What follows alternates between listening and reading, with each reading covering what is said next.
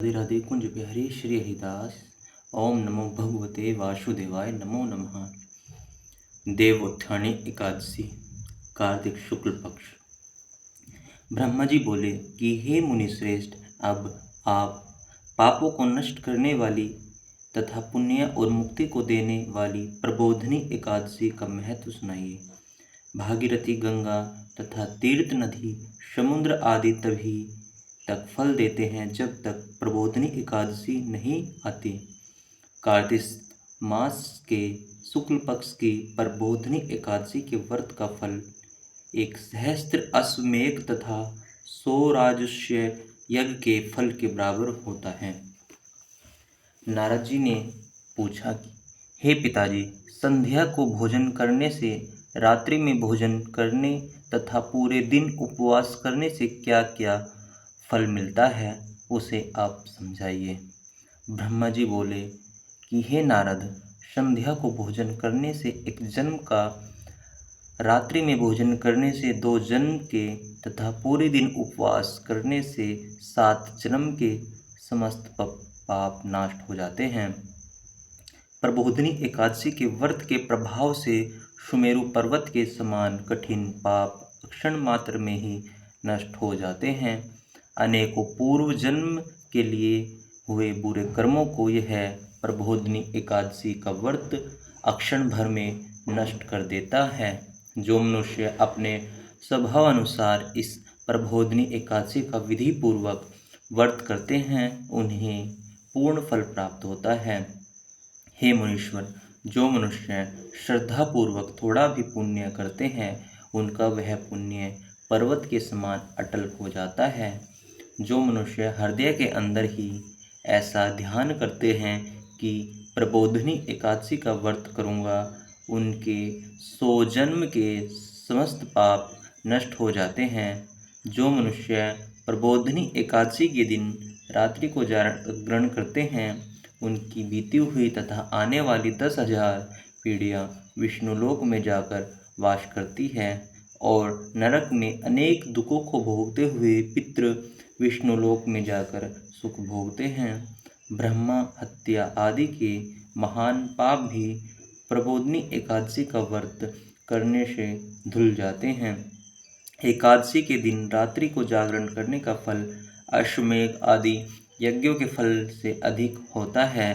समस्त तीर्थों में जाने तथा गो, स्वर्ण भूमि आदि के दान का फल कार्तिक मास की शुक्ल पक्ष की प्रबोधनी एकादशी की रात्रि के जागरण के फल के बराबर होता है। इस संसार में जितने भी तीर्थ हैं तथा जितने भी तीर्थों की आशा की जा सकती है, वे सब प्रबोधनी एकादशी का व्रत करने वाले के घर में रहते हैं। जो मनुष्य इस एकादशी के व्रत को करता है, वह योगी, तपस्वी, इंद्रियों को जीतने वाला होता है, क्योंकि यह एकादशी भगवान विष्णु को अत्यंत प्रिय है। इसके व्रत के प्रभाव से कायिक, वाचिक और मानसिक पाप नष्ट हो जाते हैं। इस एकादशी के दिन जो भगवान की प्राप्ति के लिए दान, तप, होम, यज्ञ आदि करते हैं, उन्हें अक्षय पुण्य मिलता है। प्रबोधनी एकादशी के दिन भगवान की पूजा करने से बाल, यौवन और वृद्ध अवस्था के समस्त पाप नष्ट हो जाते हैं। इस एकादशी की रात्रि को जागरण करने का फल चंद्र सूर्य ग्रहण के समय स्नान करने के फल से सहस्त्र गुना अधिक होता है। मनुष्य जन्म से लेकर जो पुण्य प्रबोधनी एकादशी के व्रत के पुण्य के सामने व्यर्थ है। इसलिए हे नारद, तुमको भी विधि पूर्वक विष्णु भगवान की पूजा करनी चाहिए। जो मनुष्य कार्तिक मास में धर्मपरायण होकर अन्य व्यक्तियों का अन्न नहीं खाते, उन्हें चंद्रायण व्रत का फल मिलता है। कार्तिक मास में भगवान दान आदि से उतरने प्रसन्न नहीं होते, जितने कि शास्त्रों की कथा सुनने से प्रसन्न होते हैं। कार्तिक मास में जो मनुष्य भगवान की कथा को थोड़ा बहुत पढ़ते या सुनते हैं, उन्हें 100 गौ के दान का फल मिलता है। जो मनुष्य अपने कल्याण के लिए विष्णु भगवान की कथा सुनते हैं उन्हें 100 गौ के दान का फल मिलता है। मनुष्य अपने कल्याण के लिए विष्णु भगवान की कथा सुनते हैं, वे अपने कुटुंब का उद्धार करने की लिए 1 सहस्त्र गोदान का फल पाते हैं। जो मनुष्य प्रबोधनी एकादशी के दिन विष्णु भगवान की कथा सुनते हैं उन्हें 7 दीप के दान का फल मिलता है। जो विष्णु की भक्तिपूर्वक कथा करते हैं और कथा बाँचने वाले ब्राह्मण की यथाचित पूजा करते हैं तथा उसे संतुष्ट करते हैं, वे उत्तम लोक को जाते हैं। इस पर नारद जी बोले, हे ब्रह्मा जी, अब आप एकादशी के व्रत का विधान कहिए और कैसा व्रत करने से कौन सा पुण्य मिलता है वह भी समझाइए। ब्रह्मा जी बोले कि हे नारद जी, इस एकादशी के दिन मनुष्य को ब्रह्म मुहूर्त में उठना चाहिए और नदी, तालाब, कुआं आदि पर स्नान करके व्रत का नियम ग्रहण करना चाहिए। उस समय भगवान से विनय करनी चाहिए कि हे भगवान, आज मैं निराहार रहूँगा और दूसरे दिन भोजन करूँगा, इसलिए आप मेरी रक्षा करें। इस प्रकार विनय करके भगवान की पूजा करनी चाहिए। उस रात्रि को भगवान के समीप गीत, नृत्य, बाजे तथा कथा आदि से व्यतीत करने चाहिए।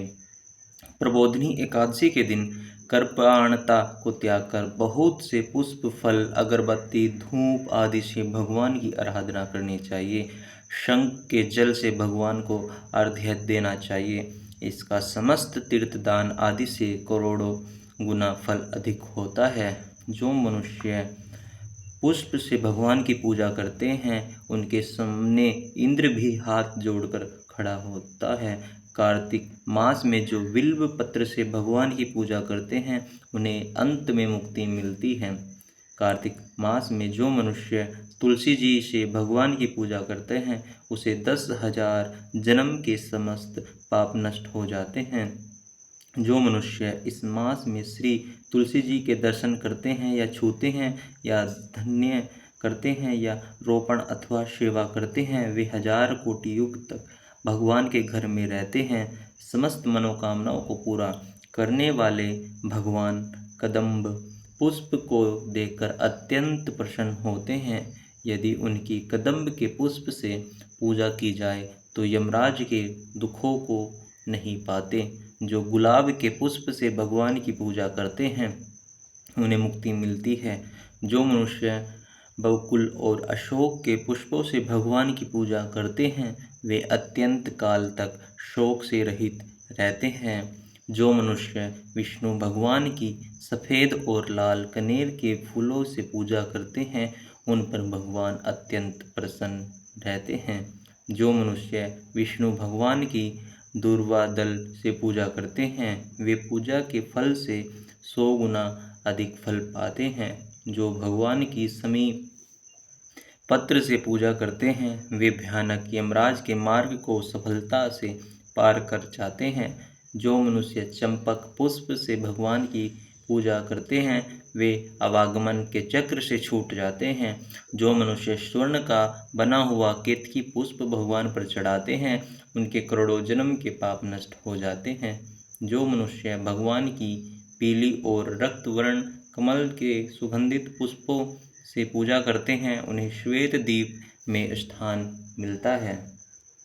इस प्रकार रात्रि में भगवान की पूजा करके प्रातः काल शुद्ध जल की नदी में स्नान करना चाहिए। स्नान करने के पश्चात भगवान की पूजा करनी चाहिए।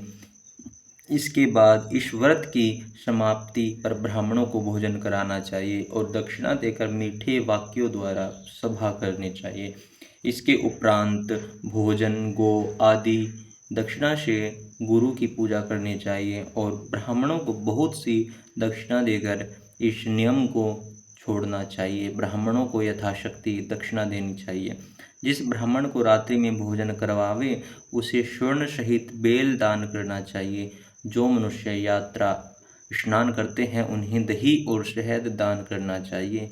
जो मनुष्य फल की आशा करते हैं उन्हें फल का दान करना चाहिए। तेल की जगह घी और घी की जगह दूध और अन्नों में चावल दान करना चाहिए। जो मनुष्य इस व्रत में भूमि स्नान करते हैं उन्हें सब वस्तु सहित शया दान करनी चाहिए। जो मौन धारण करते हैं उन्हें स्वर्ण सहित तिल दान करना चाहिए। जो मनुष्य बालों को धारण करते हैं उन्हें दर्पण दान करना चाहिए।